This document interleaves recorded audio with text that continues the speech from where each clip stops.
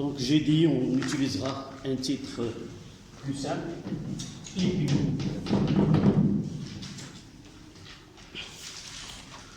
Où on s'est arrêté, que le paragraphe en chiffres romains,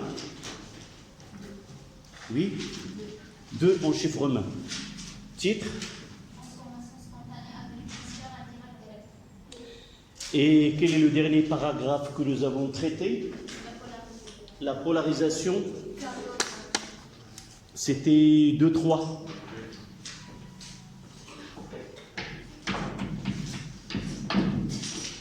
Polarisation d'une pile. C'est ça ce que nous avons écrit?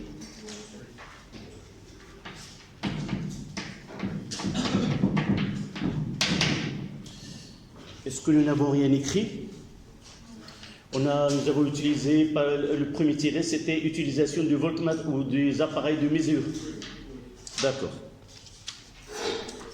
Donc, un petit résumé, ce que nous avons vu depuis le début. Peut-être tu n'as rien écrit, tu attends. Donnez-moi ce petit résumé. C'est quoi une pile? D'abord, comment il est constitué? Une pile, c'est l'assemblage de 2 compartiments. Chaque compartiment utilise un couple oxydoréducteur. Ces 2 compartiments sont reliés par un pont salin. Lorsque nous fermons le circuit, nous observons, si nous utilisons directement, c'est là où on s'est arrêté, si nous utilisons directement un voltmètre, on lira la force électromotrice, si vous voulez, de la pile. Et cette force électromotrice lue par cet appareil, elle dépend toujours du couple oxydoréducteur mis en jeu dans les 2 compartiments. En changeant de couple, on change de FEM ou de la force électromotrice de cette pile. À partir, évidemment, si je veux mettre en évidence le fonctionnement de cette pile, je peux, au lieu d'utiliser le voltmètre, je peux utiliser un ampèremètre, mais je suis obligé d'ajouter un conducteur ohmique dans le circuit. Avec un conducteur ohmique dans le circuit, je peux brancher un ampèremètre qui est en série, et par la suite, au lieu de lire la force électromotrice, je lirai l'intensité de courant qui circule dans le circuit. D'accord? Donc, évidemment, nous avons parlé de pont salin. Son rôle, c'est quoi? D'abord, double rôle. Le premier, c'est une jonction, c'est fermer le circuit et assurer la conduction électrique. Et l'autre fonctionnalité de ce pont, c'est réaliser la neutralité électrique. Évidemment, il y a une discussion parmi les questions que j'ai reçues, ce sont est-ce que les ions que se trouvent puisque c'est un pont salin, il y a déplacement des ions, les ions qui appartiennent ou l'électrolyte à l'intérieur, là, avant que vous entriez, j'étais en train de faire le pont salin avec un tube en verre, je ne sais pas où je l'ai mis, je le verrai par la suite. J'ai utilisé une solution, le solide là c'est le chlorure de potassium, le KCl. On utilise dans ce pont salin une solution concentrée par exemple, soit de nitrate de potassium ou nitrate de calcium. On ne peut pas utiliser n'importe quel sel ou électrolyte dans ce pont salin. La première des choses, il faut que ces ions aient une grande mobilité. Et aussi, ce pont salin, une fois qu'il est très concentré, il y a d'autres phénomènes qui vont empêcher les ions Ce2+, si je prendrais le cas de la pile Volta, dans ce cas-là, les ions Ce2+, ne peuvent plus passer à travers se pense à l'un. Ni les ions Ce2+ passent de l'autre compartiment, ou les ions Zn2+ passent de l'autre compartiment. Parce que le principe même d'une pile, c'est on a fait un quoi? On a essayé de réaliser un transfert indirect. C'est-à-dire que les électrons qui vont passer de Zn et de l'autre côté à Ce2+, doivent passer de l'autre côté. Une fois que les ions passent, Ce2+ passe de l'autre compartiment, qu'est-ce qui va se produire? Un transfert qui est direct. Donc, le choix de l'électrolyte et la concentration de ce produit qui est gélifié avec une grande concentration, il empêche le passage des ions qui entrent en réaction dans le processus de la pile. D'accord? Donc, il n'y a que deux. L'anion Cl-, par exemple, elle passe là où il y a un défaut de charge négative, et le K+, elle passera vers le côté où il y a un défaut de charge positive.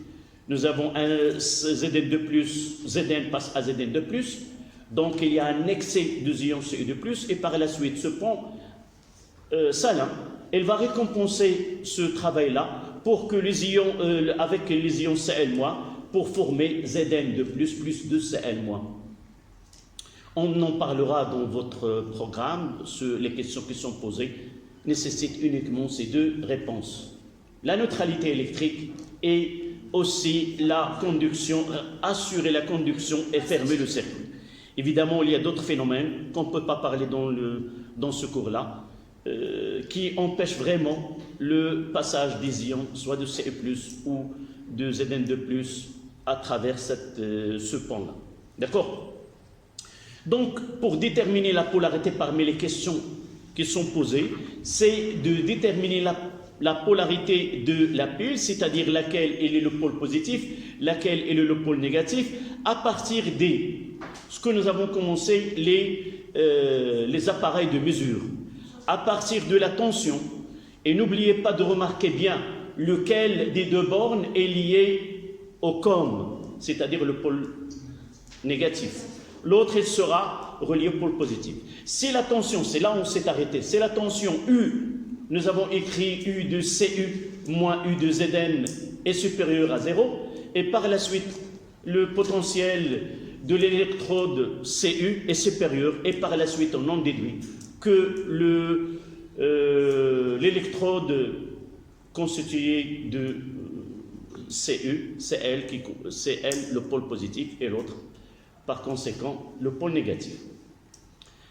Maintenant, le deuxième point pour cet appareil de mesure, on mettra quoi? On mettra l'ampèremètre. D'accord? Dans un exercice, on peut vous demander de construire un circuit comprenant cette pile avec un voltmètre et avec un ampèremètre. Ils peuvent nous donner la tension mesurée par le voltmètre, comme ils peuvent donner la valeur algébrique de l'intensité de courant qui circule dans le circuit. Et à partir de ces deux, on va essayer de déterminer le sens. Donc le deuxième point, ça sera utilisation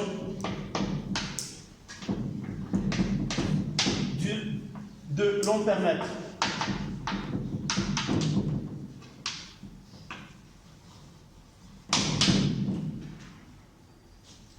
De l'ampèremètre. Évidemment, pour utiliser le devant, essayez de refaire ce travail-là sur le schéma que vous avez déjà. Ce n'est pas la peine de refaire une autre. Là, c'est Cu. Et là, c'est Zn.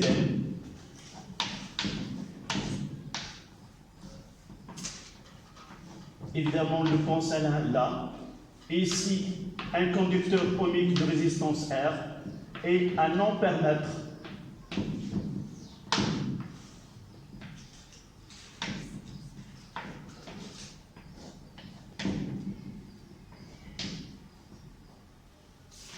Évidemment, là, c'est Ce2+, plus SO4 de moins. une solution. Et là, Zn2 plus SO4 de moins.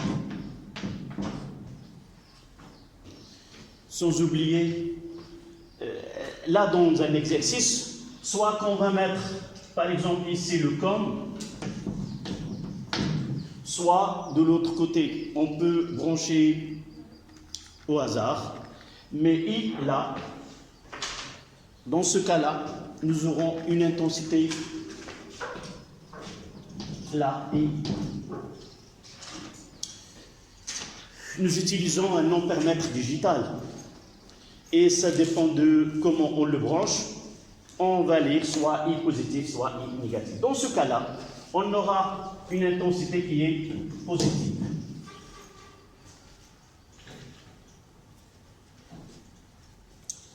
Si l'intensité est positive, ça veut dire celui qui est connecté à la borne comme ça sera le négatif.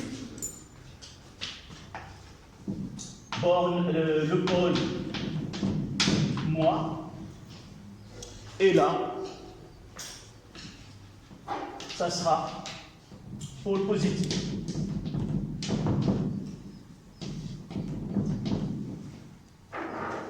Si on vous donne une intensité qui est négative, vous devez permuter, c'est-à-dire celui qui est relié au camp, ça sera le positif, celui qui est relié à l'autre borne, ça sera négatif.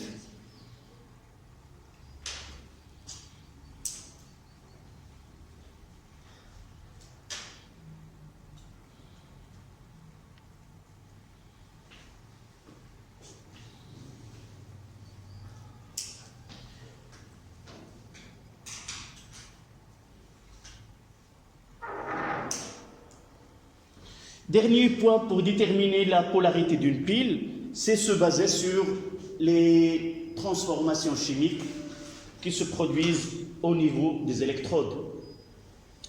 Donnez-moi comment peut-on donner comme information afin de déterminer, on prendra comme exemple la pile Volta. Comment peut-on présenter cette question-là pour déterminer la polarité de cette pile en se basant sur les réactions chimiques? Oui? Par exemple, qui est analogue sera toujours branché à la borne. Non, tu me donnes une phrase à partir de laquelle je me baserai pour déterminer, voilà, c'est le pôle positif et voilà, c'est le pôle négatif. Il nous donne des observations expérimentales, par exemple. On ferme le circuit, on constate quoi? Un dépôt de cuivre sur l'électrode en cuivre et la masse de l'électrode en zinc diminue au cours de temps. Voilà l'information qui peut être servie pour déterminer la polarité de la pile. Qui peut en déduire le pôle positif et le pôle négatif à partir de ces données? Donc on mettra d'abord comme point, c'est quoi? Utilisation des réactions chimiques qui se produisent, réactions qui se produisent au niveau des électrodes. Réactions qui se produisent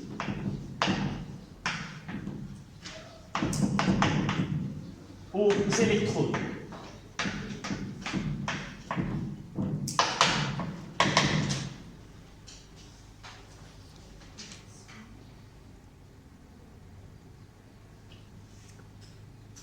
Nous avons déjà, en réalité, répondu à cette question.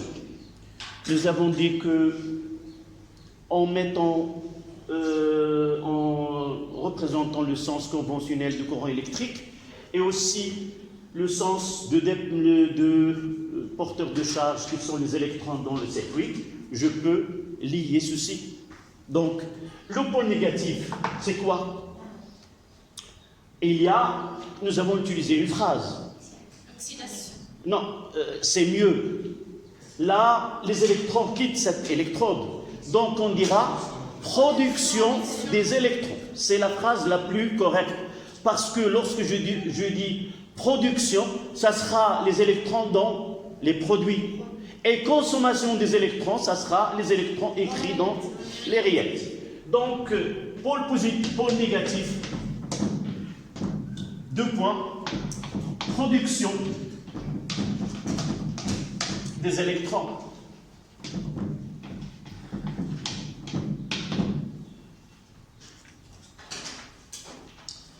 Et de ce côté-là, Zn, qu'est-ce qu'elle va nous donner? Zn, elle va donner Zn de plus. Et là, je mettrai ce de plus, il y a la production.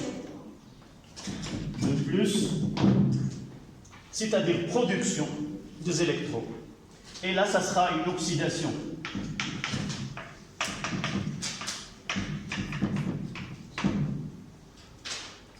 Oxydation, évidemment, anodique. Mais ce n'est pas la nomination qui nous intéresse. Il faut trouver une phrase qui relie la production des électrons avec ce qui se passe. C'est-à-dire consommation, on va mettre là, consommation de réactifs. Donc, on mettra, donc production des électrons, donc consommation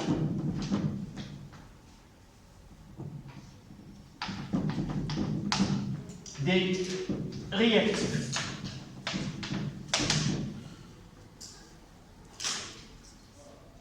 D'accord?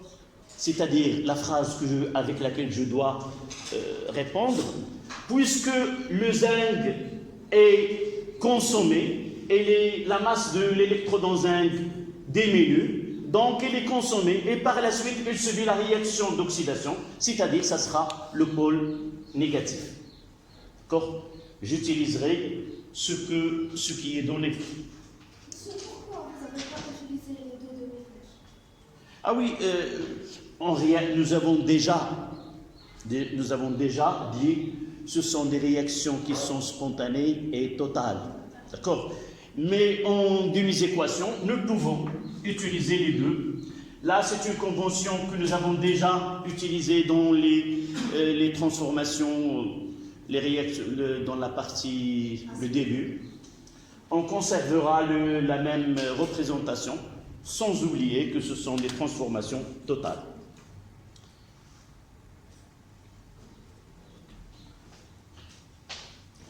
Et de la même, je mettrai pôle positif.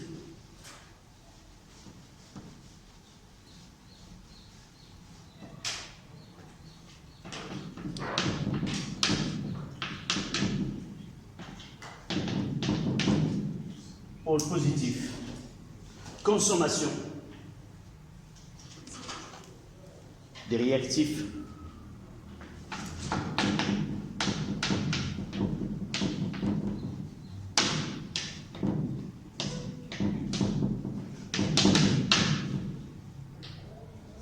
C'est-à-dire Ce2 plus 2 électrons donne Ce. Évidemment, soit dans les exercices, soit l'information, la concentration des ions Ce2+ diminue, soit une autre information, laquelle la masse de l'électrode augmente. On peut dire soit consommation des réactifs, soit augmentation de l'électrode. Augmentation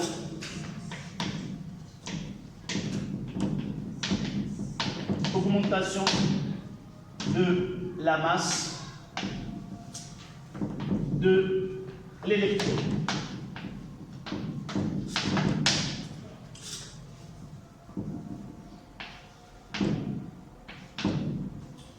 Augmentation de la masse de l'électrode.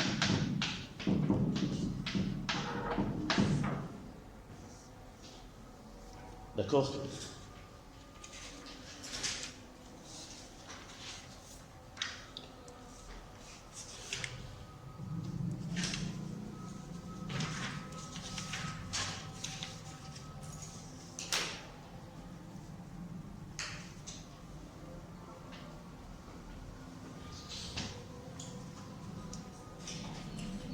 2, 4. Schéma conventionnel d'une pile. Schéma.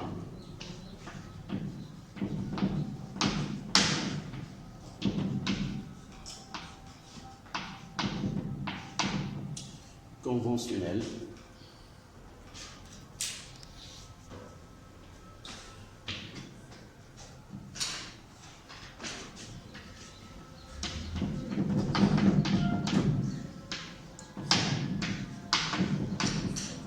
D'une pile. Évidemment, une pile électrochimique.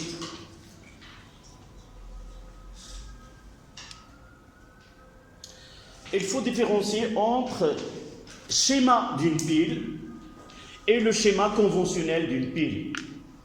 Donc, on a pris la convention de représenter ce schéma que je viens d'effacer, deux béchers, un pan salin, deux électrodes. On peut la remplacer par un schéma conventionnel, c'est-à-dire on s'est mis d'accord comment représenter d'une façon plus simple cette pile en utilisant les électrodes, les solutions utilisées et faire apparaître ce pan salin dans cette représentation.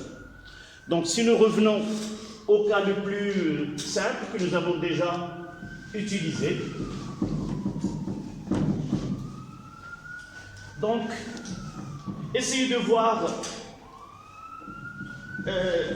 ce schéma-là. Là, lorsque on dit une convention, c'est-à-dire on s'y met d'accord et nous avons posé des règles. Donc, on ne peut pas faire n'importe comment. Donc, il y a des règles à respecter. La première des choses, on commencera par le point moins du côté gauche. Donc, même si le schéma, ici c'est le cuivre, dans une solution de sulfate de cuivre, un pan salin, un bécher qui contient une solution de sulfate de zinc et la lame de zinc, je dois lire ou faire la représentation de ce côté-là et non pas de ce côté-là. D'accord? Dans un schéma, j'ai le droit de représenter comme je veux. C'est-à-dire, je mets de ce côté-là la lame de cuivre et de l'autre côté la lame de zinc, ou la lame de zinc et de l'autre côté la lame de cuivre. Mais dans le schéma conventionnel, nous devons respecter le pôle négatif et de ce pôle négatif, on mettra l'électrode, la solution, le pan salin, l'autre solution et l'électrode de l'autre côté. Dites-moi, ce pôle négatif, il est du côté de Zn. Zn, c'est un solide. Elle est émergée dans une solution de sulfate de zinc. Donc, il y a une différence de phase. Là, c'est un solide et l'autre, c'est un liquide. Donc, on mettra un trait. Elle est émergée dans quoi? Dans une solution de sulfate de zinc. Généralement, on met la solution utilisée et pour simplifier, on mettra uniquement l'ion qui intervient dans cette transformation. Donc, ça sera Zn de plus à que. Et en partant de là, c'est la première compartiment, si vous voulez. Là, on peut donner un nom à cette schématisation, c'est le schéma d'un demi-pile. Là, c'est un demi-pile. Et là, c'est comme c'est le pan salin d'un côté, et l'autre côté, je passerai à l'autre compartiment. Et qu'est-ce que je trouverai? Là, c'est le pan salin, de l'autre côté, c'est quoi? C'est la solution de C et de plus. Cu de plus à que. Liquide et l'autre côté, c'est l'électrode. Ça sera Cu qui est solide. Là, je mettrai S. Et là, c'est plus.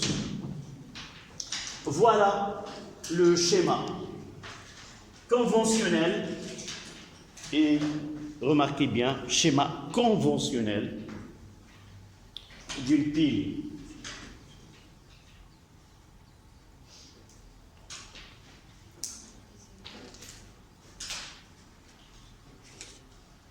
Donc la borne négative est placée à gauche. Borne négative est placée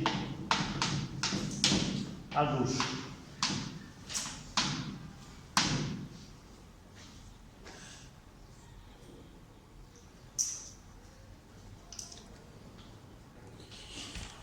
Ceci est parfaitement en accord avec les piles où il y a le réducteur, où le réducteur est un métal. Mais dans certains cas, le couple, évidemment, on peut généraliser que les piles, d'une façon générale, ça nécessite quoi? Deux couples oxydoréducteurs.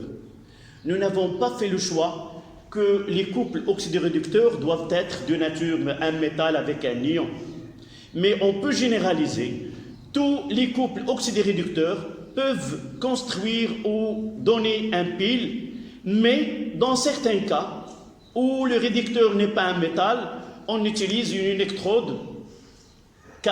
Une électrode, rappelez-vous, nous avons dit dans le cours, il n'y a pas de courant électrique qui peut passer d'une solution à un circuit électrique sans l'aide d'une électrode. Donc si le réducteur n'est pas un métal, on utilise une électrode et dans ce cas-là, l'électrode doit être inerte chimiquement, c'est-à-dire ne peut pas réagir avec le couple oxydoréducteur et généralement on utilise deux les plus utilisés, ce sont l'électrode en carbone graphite qui est très n'est pas cher et l'électrode en platine. D'accord? Là, j'ai devant moi une électrode. Je vous ai montré l'électrode de pile sèche de 1,5 la plus avec 1 gramme. On peut acheter. Je vais voir si j'ai.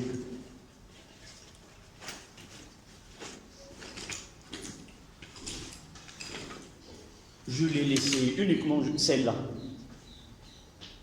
Celle-là. Le principe de fonctionnement de celle-ci est celle-là. Le même procédé. Je vous ai demandé d'essayer d'ouvrir, mais faites attention à vos mains. C'est pas facile à ouvrir. Toujours, j'arrive avec des dégâts avec un tel travail.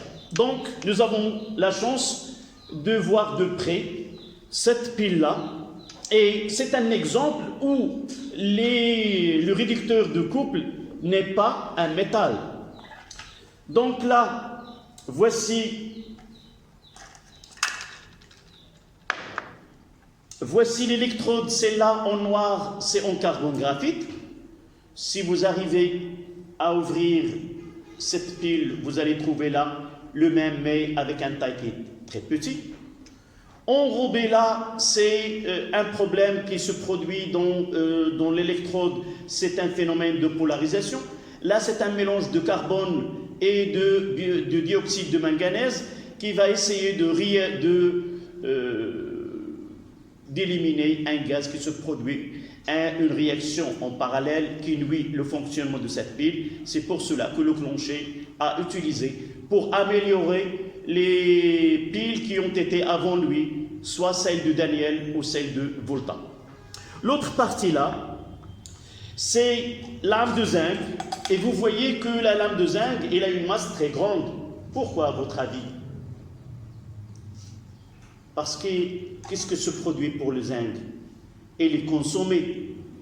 Et pour lui donner une grande temps de vie, si vous voulez, il faut que la masse de zinc soit grande.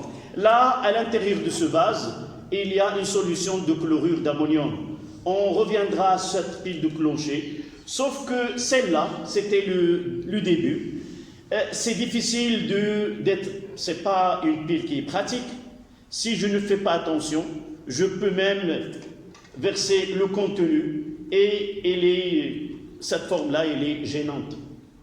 L'idée pour le clocher, c'est de rendre sa solution, comment il est, gélifiée, et il ne peut pas couler, entre guillemets, et on peut la transporter. C'est pour cela qu'on l'appelle une pile sèche. En réalité, à l'intérieur, il y a un électrolyte, et je vous ai déjà parlé, si avec ce pile-là, qu'on la laisse longtemps dans une télécommande ou dans un appareil, il finira par être percé dans certains cas, et ce liquide-là passera dans l'appareil où on trouve de la rouille dans cet appareil.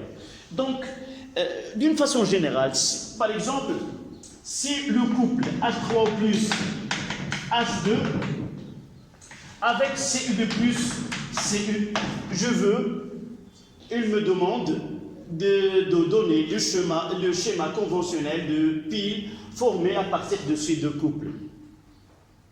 Évidemment, là, on ne va pas se soucier de polarité uniquement, on va essayer de mettre. Là, c'est un couple où il n'y a pas quoi? Il n'y a pas d'un métal. Donc, soit je peux mettre le platine, et là, je mettrai les deux, H3O plus H2, double pompe, et là, ça sera Cu2 plus AQ, Cu. Ou même, je peux utiliser le carbone graphique, le carbone C, et en bas, on mettra GR, ça veut dire le carbone graphite.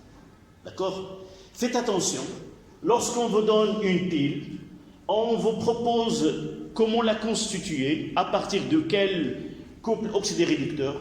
Si vous constatez que la pile, une de ces deux couples, ce n'est pas un métal, ou parfois, si on vous donne le schéma conventionnel et on veut faire le schéma de la pile, dans ce cas-là, ça sera quoi? Si je prendrais cet exemple, je mettrai le premier vase, le pont salin et le deuxième. Donc là c'est un gaz. Donc là, ça sera une solution de H3O+, et je dois faire barboter le H2. Et de l'autre côté, ça sera Cu2+, et là, une lame de Cu. Ça dépend. Est-ce que H2, c'est pas notre question. Est-ce que ce H2 va donner H3O+, ou H3O+, va donner? Ça dépend de quoi? De la polarité. Si on vous donne la polarité de la pile, on peut déterminer ce qui se produit là et ce qui se produit de l'autre côté. D'accord? Donc pour nous, il faut faire attention dans le schéma conventionnel. Vous mettez une remarque.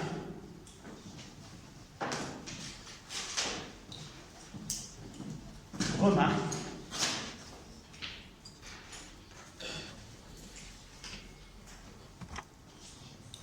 Dans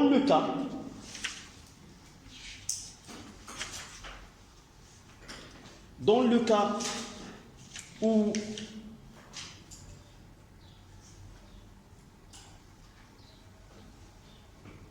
un réducteur n'est pas métallique, on utilise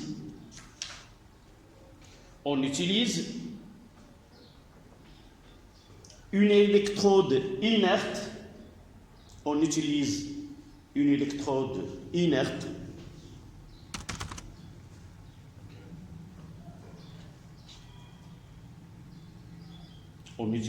une électrode inerte Exemple, carbone graphique H plus H2. On simplifie, on peut écrire H3 plus et H2, c'est pas. On peut utiliser que H plus H2. Et là, gaz. Et là, Cu2 plus AQ, Cu.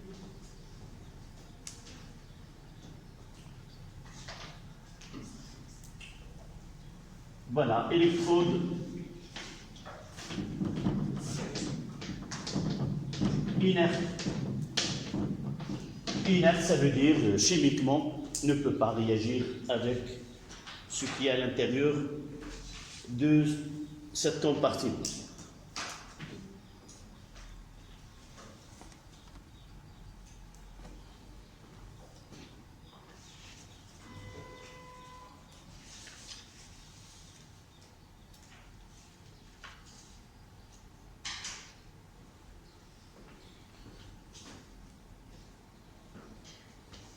Le point suivant, les caractéristiques d'une pile de 5.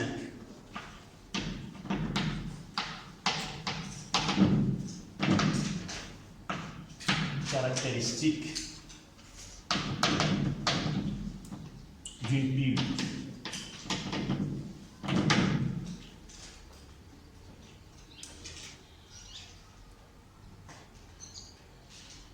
Si nous disons que la pile, c'est quoi? Physiquement, c'est le nom, si vous voulez, officiel.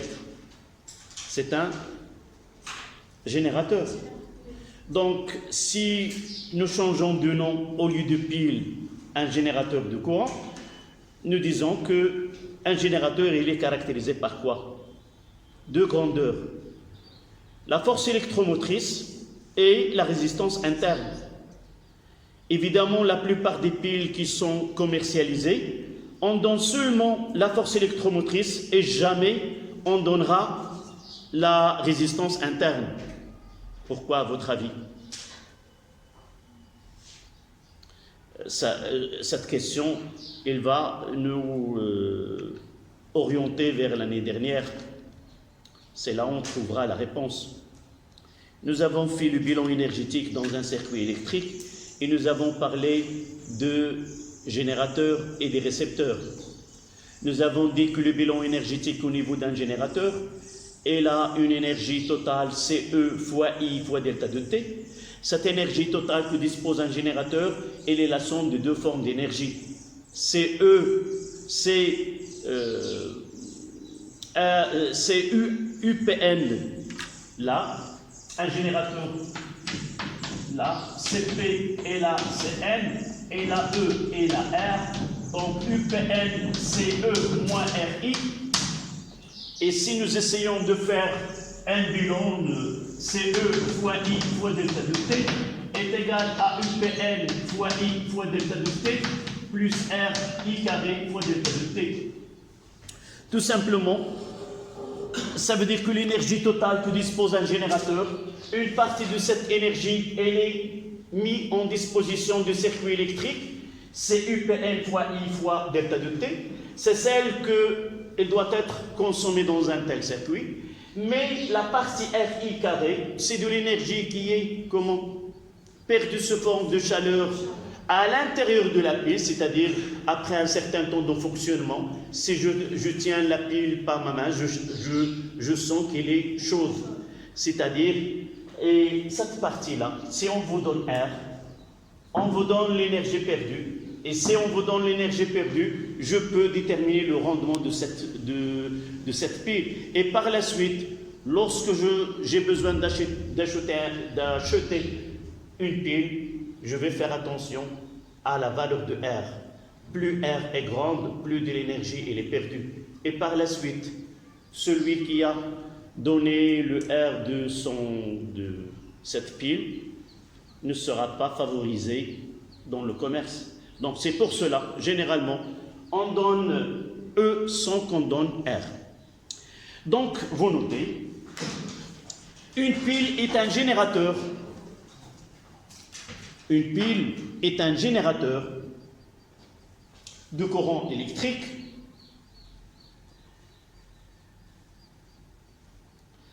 caractérisé par une force électromotrice, caractérisée par FEM.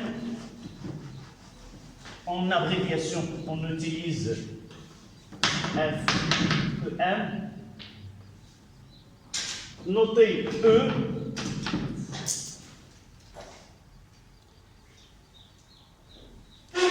Comment on détermine cette tension-là expérimentalement? Je viens de dire tout à l'heure, lorsque nous avons parlé de comment, à partir des mesures, déterminer les polarités, on appelle cette force électromotrice, c'est ce qu'on appelle la tension à vide.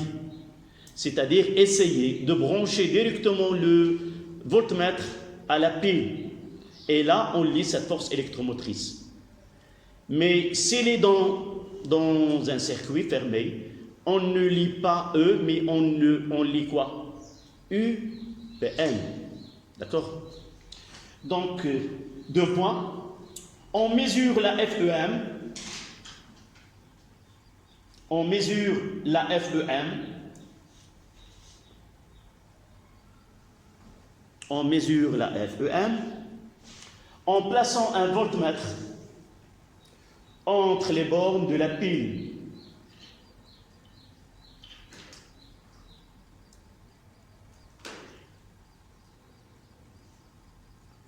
Quand aucun courant ne circule, quand aucun courant ne circule,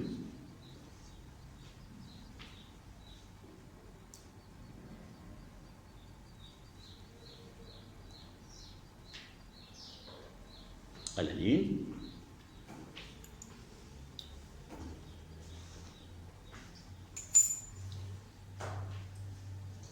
la résistance interne, notée E. La résistance interne, notée E. R, petit r. Et voici le schéma conventionnel d'une pile. Là, c'est P. Là, c'est N.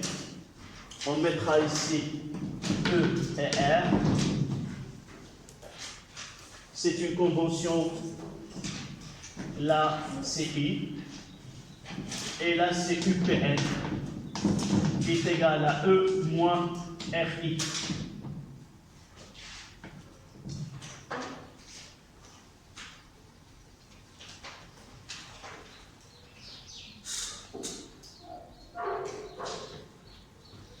C'est pas la peine de l'écrire, je l'ai dit oralement, que cette force électromotrice, elle est reliée à la nature des couples oxydoréducteurs mis en jeu et aux concentrations et à la température.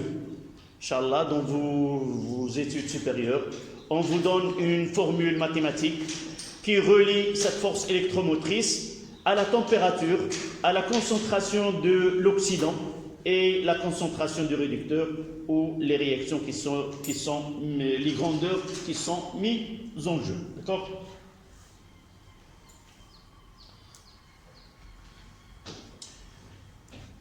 Avant de passer à l'étude quantitative, on mettra de 6.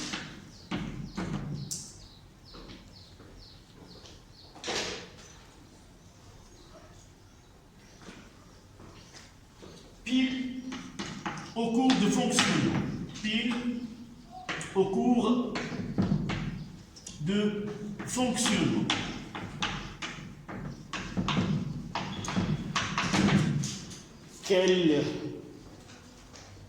Si vous voulez, comment on voit la pile lorsqu'elle est en fonctionnement, de point de vue physiquement et chimiquement, de point de vue physique et de point de vue chimique. D'accord ? D'abord, avant de parler une petite question. D'où vient cette énergie électrique qui est mise en jeu dans le circuit? Ou d'une autre manière, l'énergie, nous avons déjà dit que l'énergie chimique produite au cours de la réaction, une partie elle est convertie en énergie électrique. Quelles sont les autres formes qui en parallèle se produisent au cours de la production de l'énergie électrique? Thermique, évidemment, et quoi d'autre? Non, j'ai une pile. D'abord, qu'est-ce qui se produit pour trouver l'autre partie? Qu'est-ce qui se produit à l'intérieur de la pile? Ce sont des réactions chimiques. Donc j'ai des réactifs, j'ai des produits. Nous pouvons même faire un schéma de bilan énergétique pour les deux, comme nous l'avons fait en nucléaire, l'état initial et l'état final. Il y a un dégagement. Rappelez-vous de ces deux-là.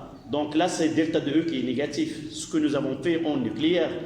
Une partie, elle est dégagée, ça donne de l'électricité, mais une partie, comme tu viens de dire, sous forme de chaleur, et la partie que nous ne parlons pas, c'est celle qui va être utilisée pour la formation des produits.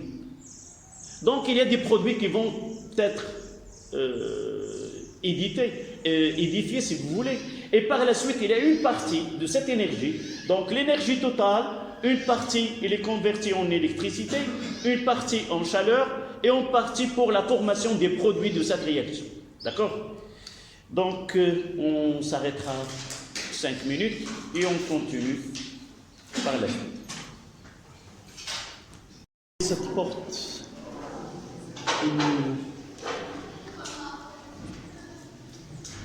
ça vient de...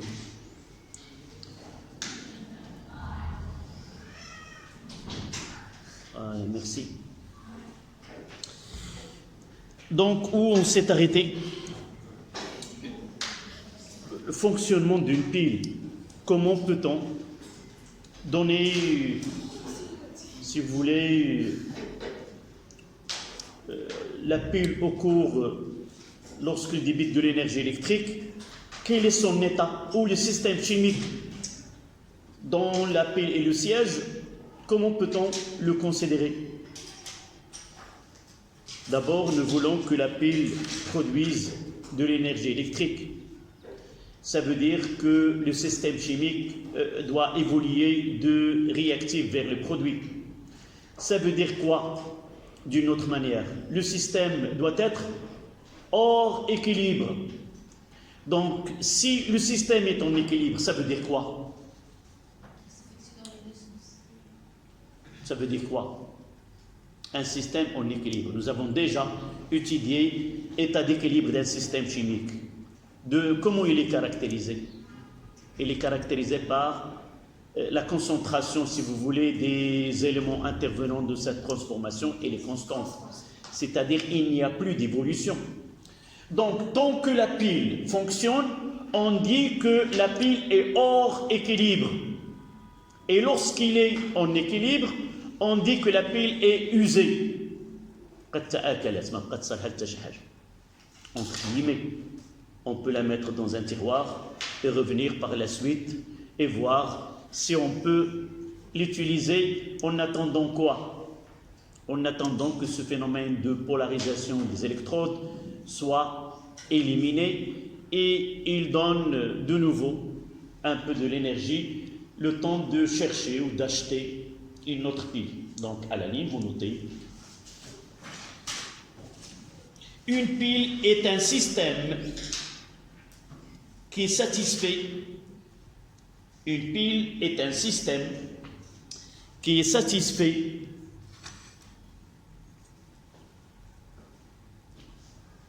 aux critères d'évolution spontanée. Aux critères d'évolution spontanée.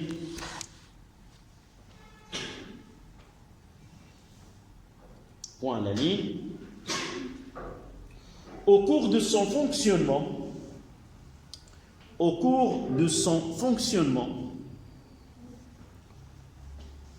la pile est un système chimique hors équilibre. La pile est un système chimique hors équilibre.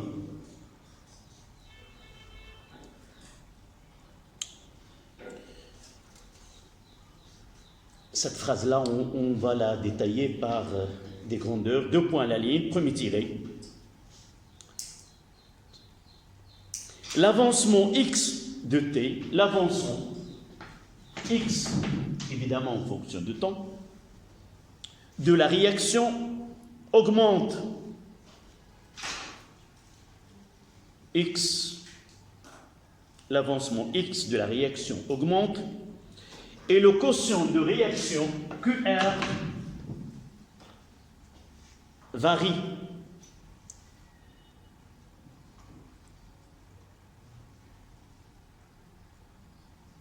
À la ligne deuxième tirée, la pile débite alors un courant électrique.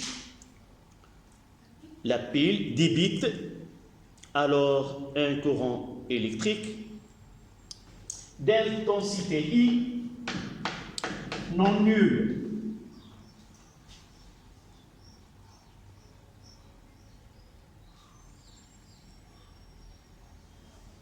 Dernier tiré.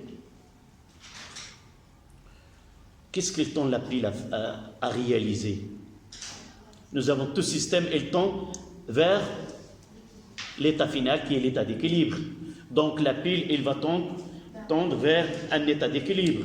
Cet état d'équilibre, il est caractérisé par quoi? Ce quotient réactionnel va arriver à K et on l'atteindra, comme votre camarade vient de dire, par l'épuisement d'un des réactifs ou les deux. Généralement, la pile est conçue de telle façon qu'il y ait un seul réactif qui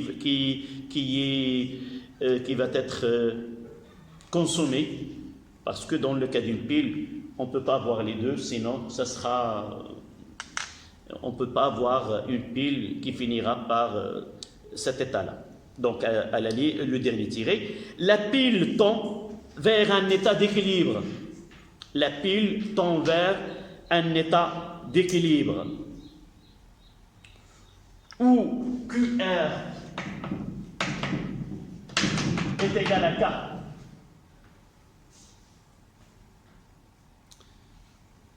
Quel K? C'est la constante d'équilibre de la réaction générée dans la pile. Et lorsqu'elle est atteinte, la pile est dite usée. La pile est dite usée.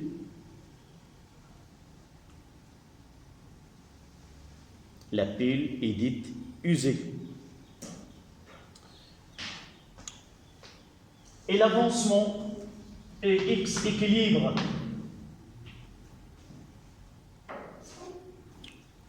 Et l'avancement est X équilibre. Et I est égal à 0.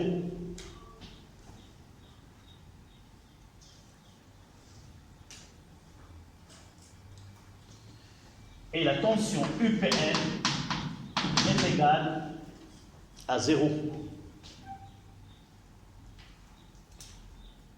Il n'y a plus d'énergie électrique. Évidemment, si nous disons que la tension entre les bornes de générateur nulle, ça veut dire quoi? Ce qui concerne la force électromotrice, elle aussi, elle est nulle, entre parenthèses. Ce E, elle est nulle.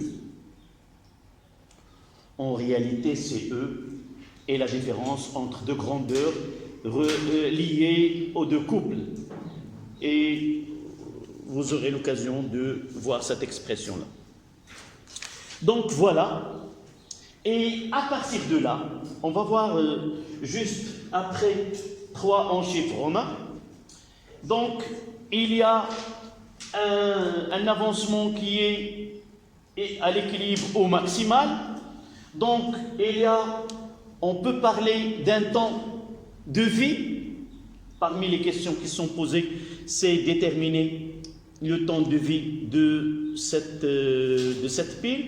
Et pour déterminer le temps de vie, c'est-à-dire déterminer l'avancement maximal du processus qui se produit à l'intérieur de la pile, et connaissant la relation qui relie l'intensité de courant, où il y a la quantité d'électricité et il y a le temps, on peut déterminer à partir de la quantité d'électricité maximale que peut débiter cette pile et à partir de la quantité de matière mise en jeu au cours de ces transformations-là, on peut arriver, on va voir juste un moment, on peut arriver à ce temps maximal de fonctionnement, ou ce qu'on appelle le temps de vie d'une pile.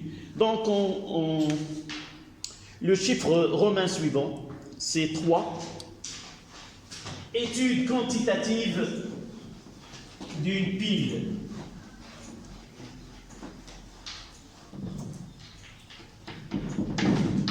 Étude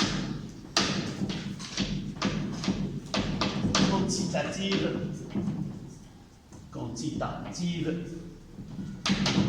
d'une pile.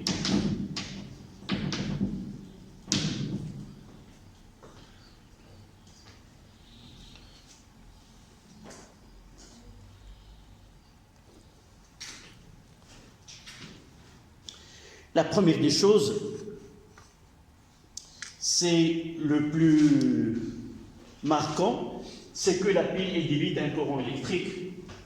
Donc il vaut mieux de parler de l'intensité du courant électrique. Et ceci va nous ramener au cours de tronc commun. Donc 3A, intensité du courant électrique.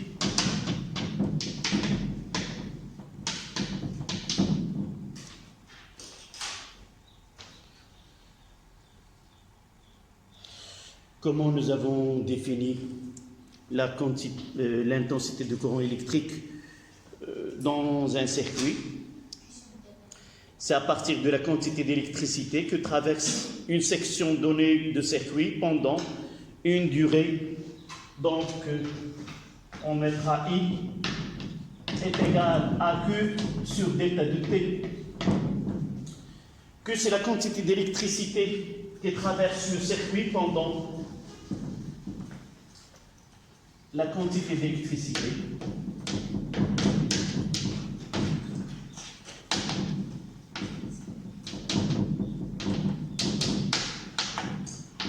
traversée par une section donnée, traversée par le circuit.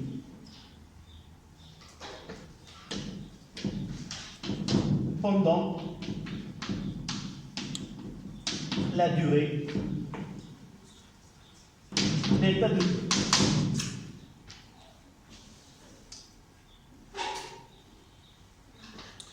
Et nous savons que ce Q, c'est grand M fois la charge élémentaire. On mettra E. N, nombre d'électrons, et là, ça la charge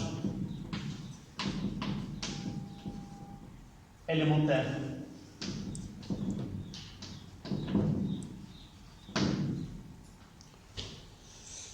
Évidemment, c'est la valeur absolue. On mettra E, c'est 1,6 10-19 coulombs. Mais parfois, on peut la noter uniquement E sans faire la valeur absolue. C'est la charge élémentaire, la charge de l'électron.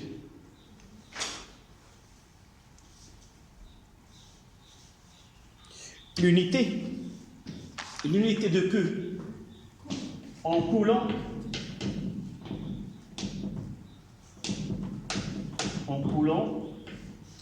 là en secondes, et l'intensité en ampères.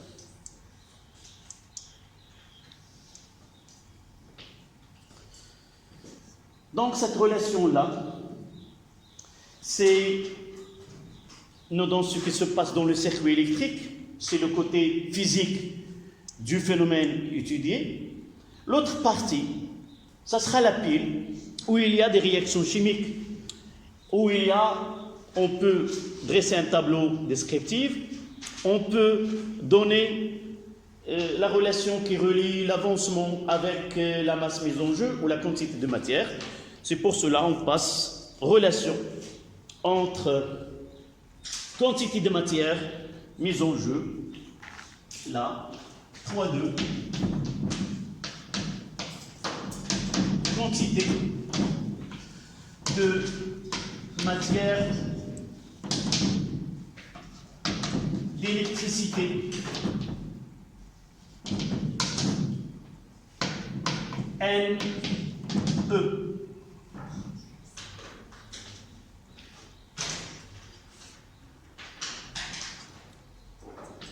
Dans notre cas, ça sera la quantité de matière échangée au cours du fonctionnement de la pile.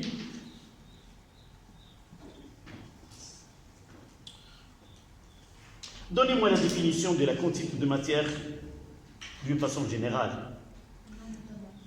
Nous l'avons, surtout celle que nous avons beaucoup utilisée au nucléaire. C'est le nombre sur le nombre d'Avogadro. C'est N sur NA. On peut dire que c'est le nombre, dans notre cas, nombre d'électrons. Et là, c'est le nombre d'Avogadro.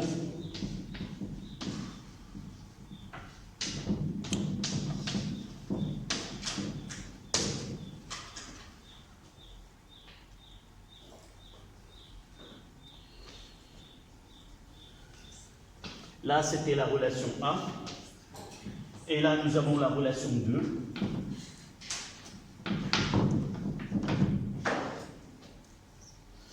Évidemment, ce qui nous intéresse, c'est la relation, la quantité de matière d'électricité avec l'intensité de courant.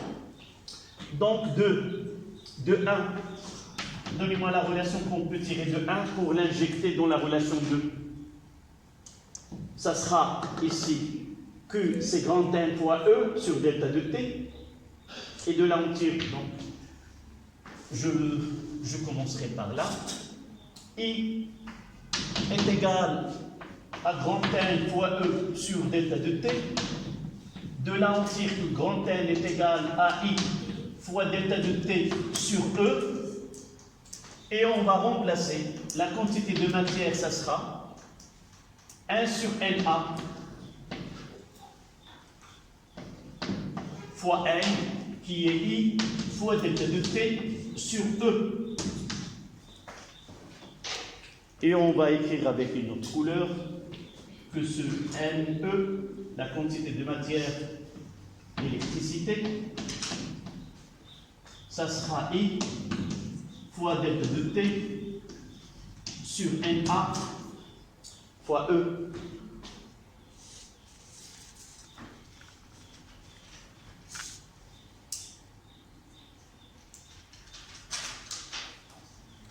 Vous voyez que NA, c'est une constante, E est une constante, donc ce produit, il est constant, il ne varie pas.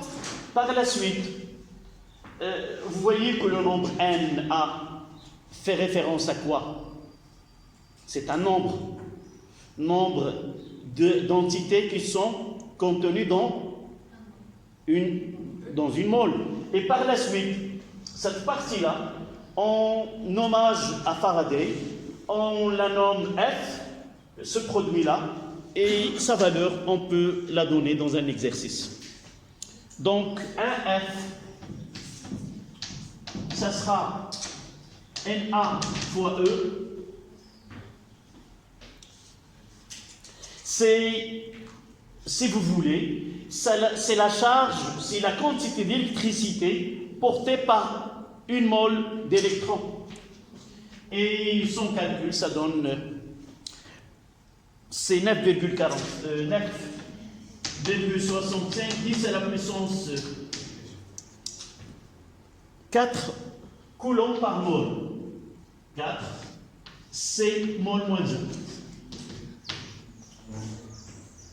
Dans certains exercices, on ne vous donne pas ce F, donc n'apprenez pas cette valeur-là. Ça dépend des exercices. On trouvera comme donnée F avec une valeur donnée, ou on vous donne E et NA. Ce n'est pas la peine de la remplacer par FA et prendre cette valeur. Faites le produit de E avec NA qui sont donnés dans l'exercice. D'accord ?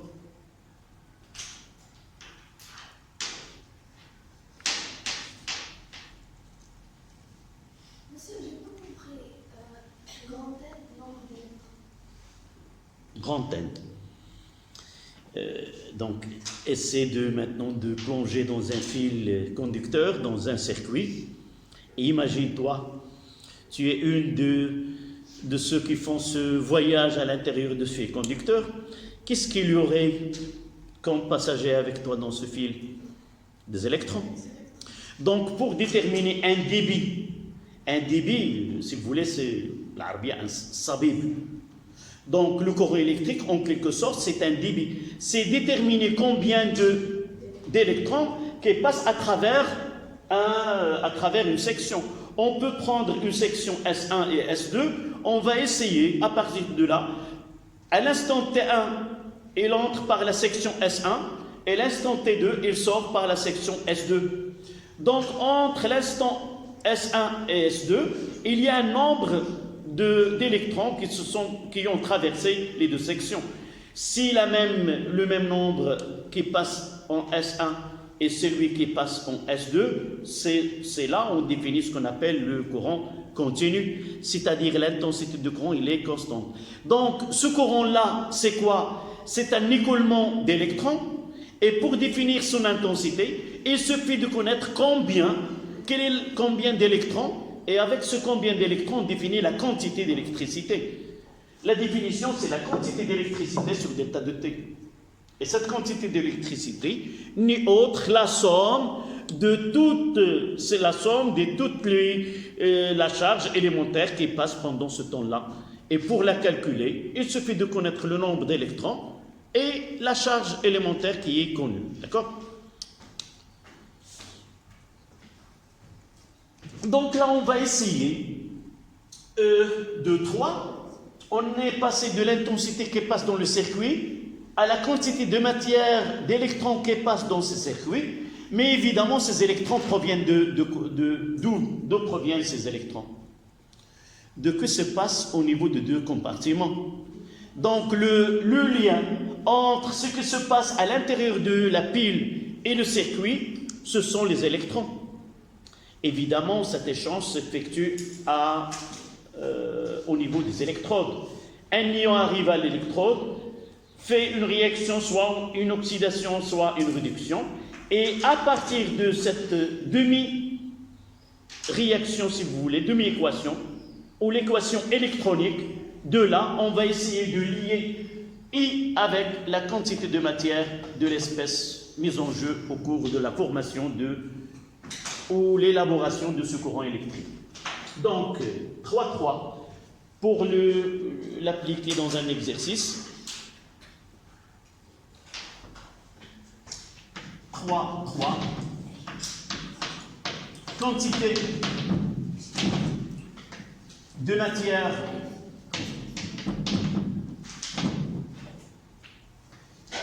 des espèces mises en jeu,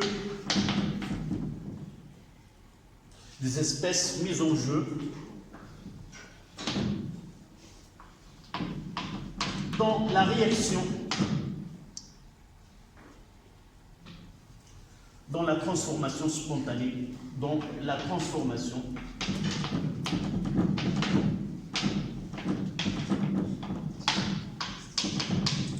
spontanée dans la... C'est un titre qui est long.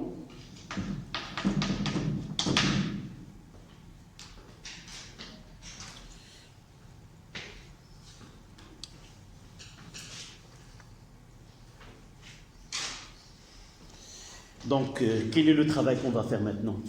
Proposez-moi ce qu'on devrait... Donc là, on va essayer de prendre une réaction ou la transformation, ou ce qu'on appelle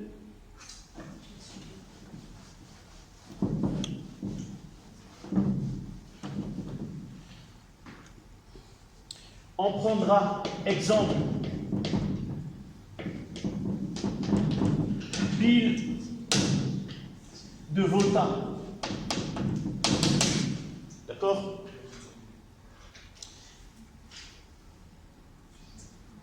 On va essayer de faire à l'anode et là la cathode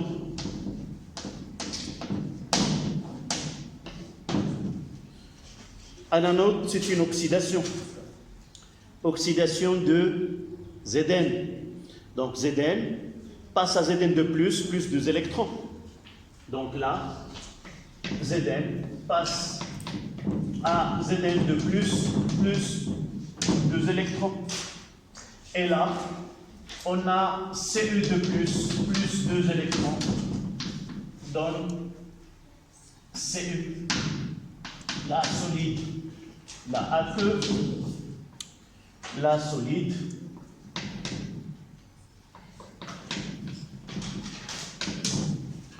Vous voyez là où il y a d'un côté la quantité d'électricité mise en jeu et l'espèce qui donne naissance à cette électricité. Donc, qu'est-ce qu'on peut écrire là? N de Zn, le coefficient Ca est égal à N E sur 2.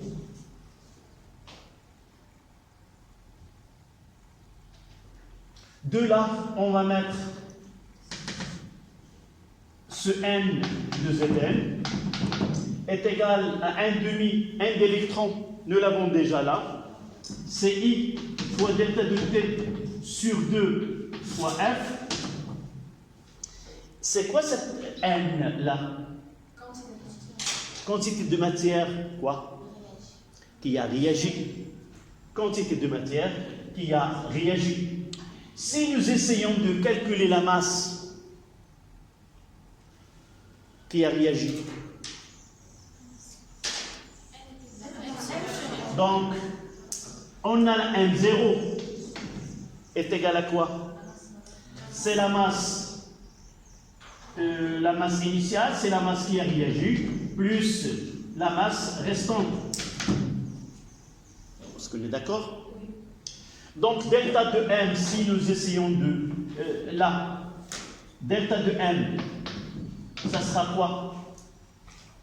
C'est M final moins M initial. Et si nous remplaçons, M final, c'est quoi? C'est M restant. Donc, si je mettrai de ce côté-là, M, je vais le mettre M restant, moins M0, ça donne quoi de cette relation-là? C'est moins M qui a réagi, moins M. Et ce M moins M qui a réagi, c'est quoi? Et je vous laisserai faire l'autre partie. MR, ça sera c'est M fois grand M est égal à M qui a réagi. Qu'est-ce que je mettrai la quantité de matière. NR, c'est M qui a réagi sur grand M. Et de là, je vais mettre ce NR, elle est là. Donc delta de M qui est égal à moins NR, qui est égal à quoi? C'est moins grand M fois NR, qui est égal à moins grand M fois I fois delta de T sur 2F.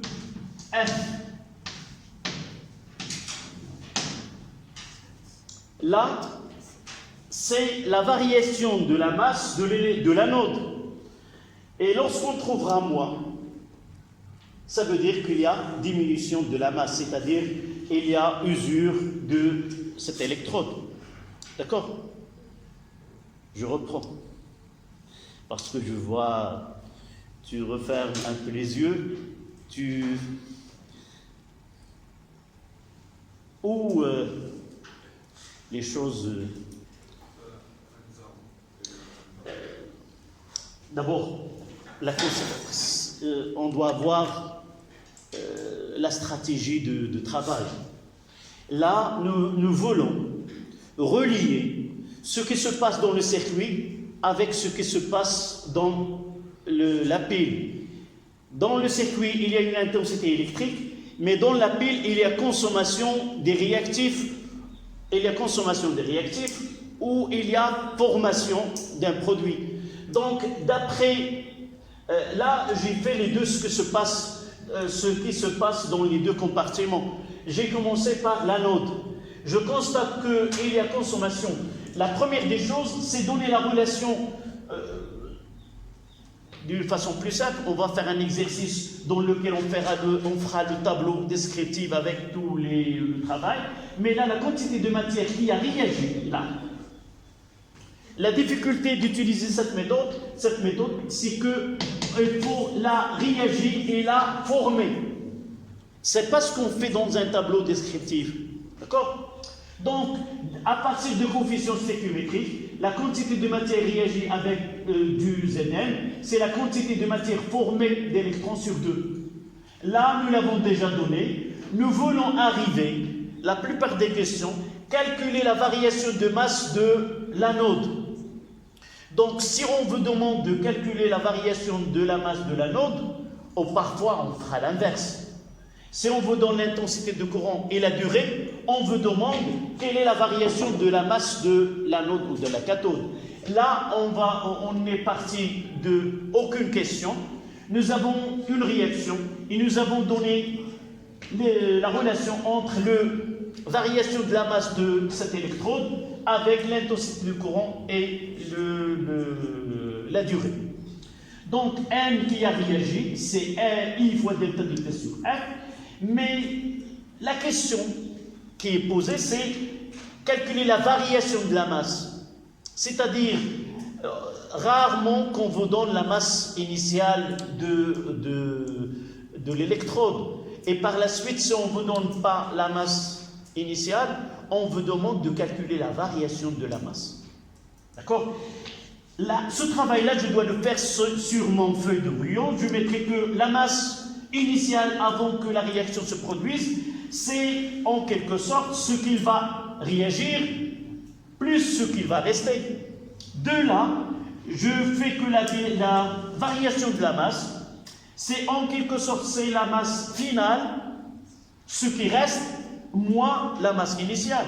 Et de cette relation qui est simple, je fais que la masse finale, en quelque sorte, c'est la masse restante.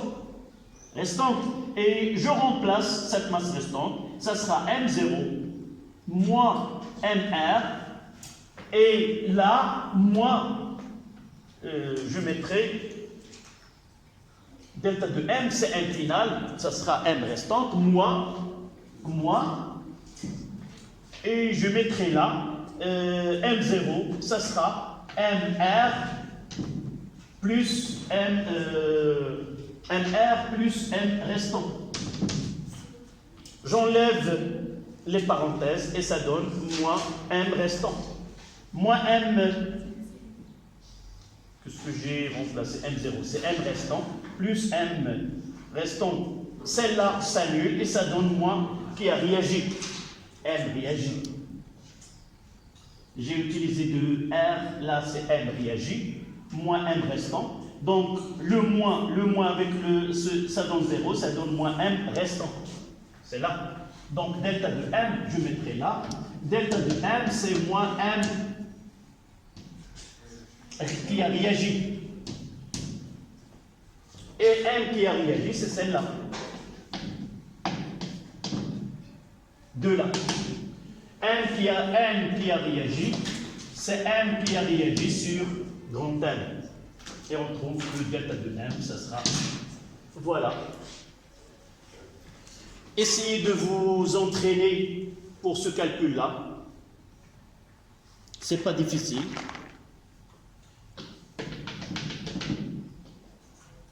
Je vous laisse le soin de faire ce qui se produit à la cathode. Est-ce que quelqu'un peut me donner les étapes pour maîtriser ce que nous avons fait ici? Bozen, tu me donnes ce que je dois faire là. Donc M là, ça sera M quoi? Qui a réagi. Mais qui a réagi est égal à M de CU. Je peux mettre N de CU de plus qui a réagi est égal à quoi? N d'électrons sur 2, qui est égal aussi quoi? À M formé de Cu. Et de là, soit qu'il me demande la quantité de matière, je peux relier N avec Cu ou avec Cu de plus. Oh, oui, là c'est N qui a réagi. Dans les deux. Réagit N et de là. Qu'est-ce qu'on aura à la fin? Delta de M de Cu.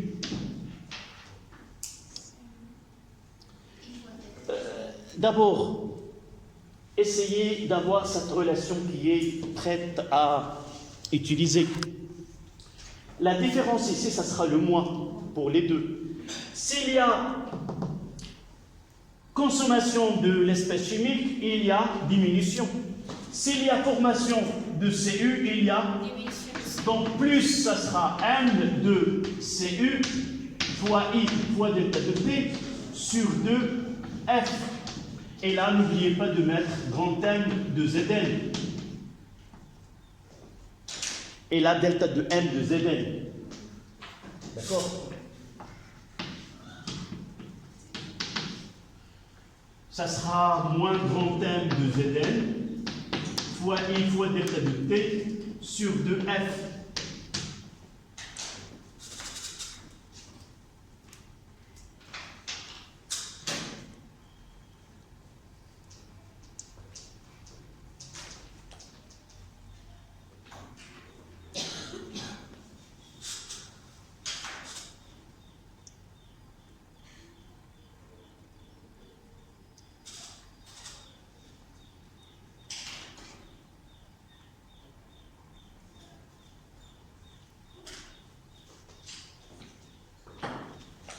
Une petite question pour finir là.